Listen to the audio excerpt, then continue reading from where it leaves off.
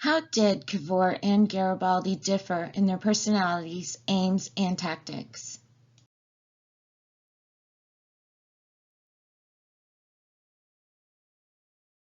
Historians have argued for a long time about the motives of Cavour and Garibaldi and about the relations between the two men. Their own writings are not much help. Cavour died without writing an autobiography. He did send a large number of letters, but these were edited after his death, with some items being suppressed and others simply invented to show him in an unrealistically good light. Garibaldi did write memoirs, but only covering the period up to 1850, and they are generally unreliable. Both Cavour and Garibaldi were born in Piedmont, and both played leading roles in the unification of Italy. But there is where the similarity ends. The two men were highly contrasting figures. Cavour was a nobleman, well-educated, intelligent, outwardly cool, calm, and collected, as well as the fact that he was a politician and a diplomat. Garibaldi was rough, ill-educated soldier and leader of men. Ready to take chances at any time, passionate and charismatic, Garibaldi had ideas that were simple and straightforward, and he did not allow them to get in the way of action. He had come under the influence of Mazzini in 1831, and although he afterwards abandoned Republican ideals, becoming instead a monarchist and following Piedmont's king Victor Emmanuel II, he always retained his nationalist beliefs and continued to fight for an independent and united Italy.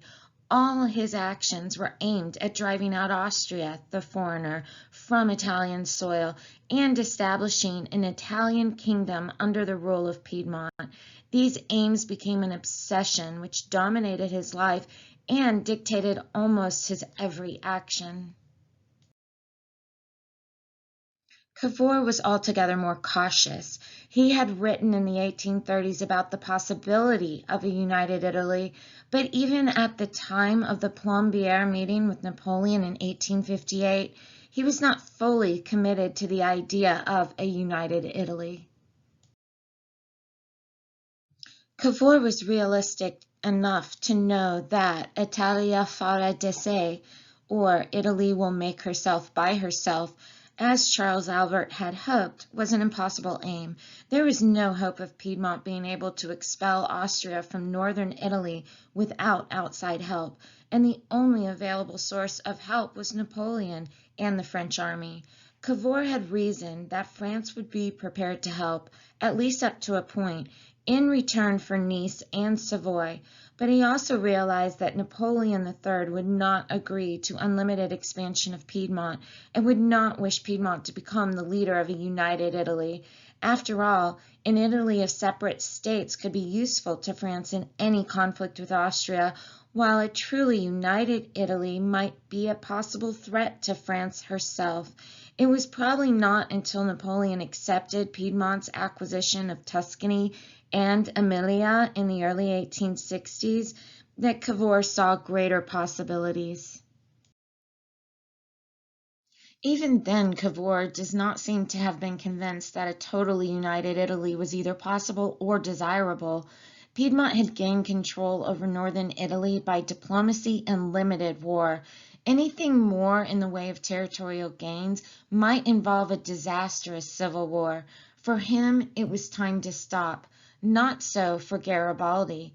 Garibaldi wanted Rome, Venetia, Naples, and Sicily as part of a united Italy, and he wanted them at once.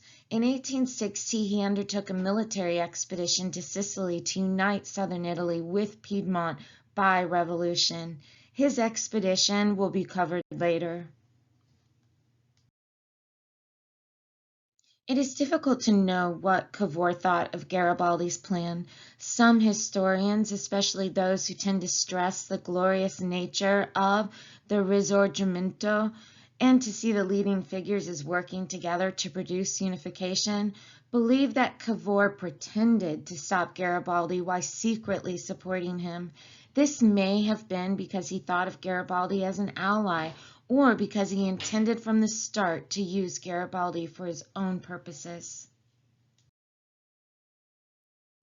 However, other historians, stressing the unpredictable nature of events and seeing the leading figures as fundamentally opposed, see Cavour as Garibaldi's enemy, opposed to plans for unification.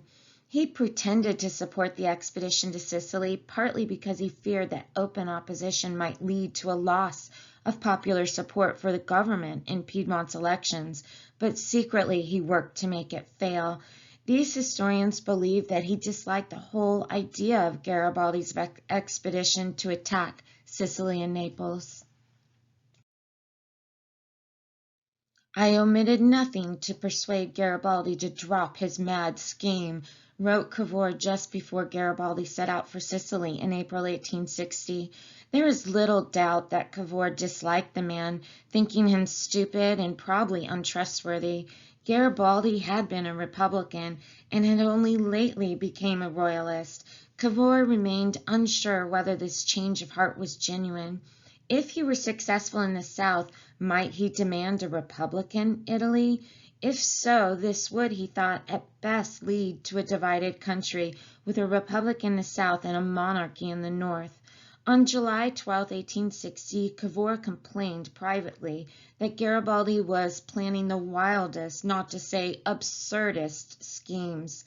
But when it became clear in early August that the expedition to Sicily had been successful, he changed his tune. "Garibaldi has done the greatest service that a man can do. He has given the Italians self-confidence. He has proved to Europe that Italians can fight and die in battle to reconquer a fatherland." At this stage, Cavour probably believed that unification was inevitable. He added that, if in spite of all our efforts, he should liberate southern Italy as he liberated Sicily, we would have no choice but to go along with him. Most historians now favor the interpretation that Italy was unified as a result of the clash of Garibaldi and Cavour, rather than by their working in harmony. Yet the attempt to pluck out the secret motives of historical characters is always hazardous. We are on safer ground in reconstructing what they actually did and in assessing the results of their actions. When, against all expectations, Garibaldi's expedition to Sicily had proved successful by the end of July, Cavour had to decide how to react. He called for the annexation of Sicily by Piedmont. There were difficulties, however, for while the Sicilians wanted independence from Naples, they certainly did not want to replace independence from Naples with Piedmont. Then came the news that Garibaldi and his men had crossed to the mainland on August 19th and were marching north towards Naples. Cavour may have thought that France, and perhaps also Austria, both Catholic powers, would intervene if Garibaldi's army proceeded from Naples and the Papal States. France had kept a garrison in Rome since the days of the Roman Republic. Any attack on the city, therefore, would certainly lead to conflict. Cavour was also worried about the growing popularity of Garibaldi, not only in Sicily, but also in Piedmont and throughout Italy. Might he even lead a revolution and take control in Piedmont, or indeed in the whole of Italy? Cavour decided he must act. First, he tried to stir up pro-Piedmontese risings in Naples before Garibaldi entered the city, but these failed, and Garibaldi's army continued its northward progress. Cavour then became bolder. He decided to organize an invasion of the Papal States from the north to block Garibaldi's army, which was invading from the south, before it could reach Rome and the Pope. The invading Piedmontese troops were not well received in the Papal States and met considerable opposition from the civilian population on their way south to stop Garibaldi's army. But Napoleon III agreed to turn a blind eye to the invasion so long as Rome itself was untouched and the opposition was defeated. As for Garibaldi's forces, they were successful against the Neapolitan forces, winning a victory on September 18th. but their progress further north was barred by the Piedmontese army led by Victor Emmanuel II. On October 26th, Garibaldi and Victor Emmanuel, at the head of their two armies, met at Tinino, and there was no showdown. Garibaldi simply handed over the territories he controlled to the king. Almost all of southern and central Italy came under the effective control of the Kingdom of Piedmont. Cavour's gamble on invading the Papal States had paid off and made the unification of Italy under the leadership of Piedmont and the government of Victor Emmanuel a reality. Cavour had arranged for the people of Naples and afterwards of Sicily to vote whether or not there should be a united Italy under Victor Emmanuel. Organizing the voting was particularly difficult in Sicily, where most of the population was illiterate and did not understand the Italian of the North. Difficulties were allegedly overcome by providing each voter with two voting slips, one saying yes and the other no, but having two ballot boxes similarly marked. Unfortunately, even those who could read had no idea who or what Victor Emmanuel was. Even the word Italia, which had been Garibaldi's slogan during the fighting, merely confused Sicilians further. Union with Piedmont was not mentioned.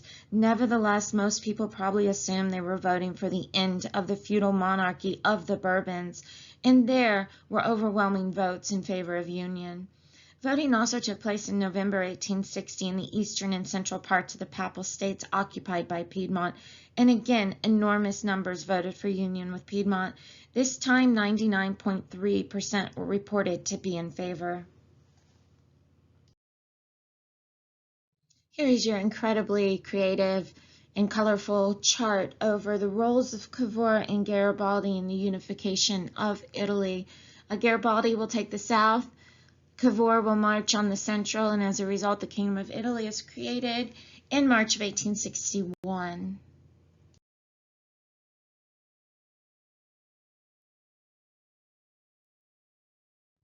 In March of 1861, the Kingdom of Italy was proclaimed, with Victor Emmanuel II as King of Italy.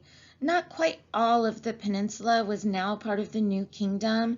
The patrimony of St. Peter, the area around Rome, remained under the control of the Pope and in French occupation, and Venetia remained in Austrian hands. Elsewhere, unification was complete and under the control of Piedmont.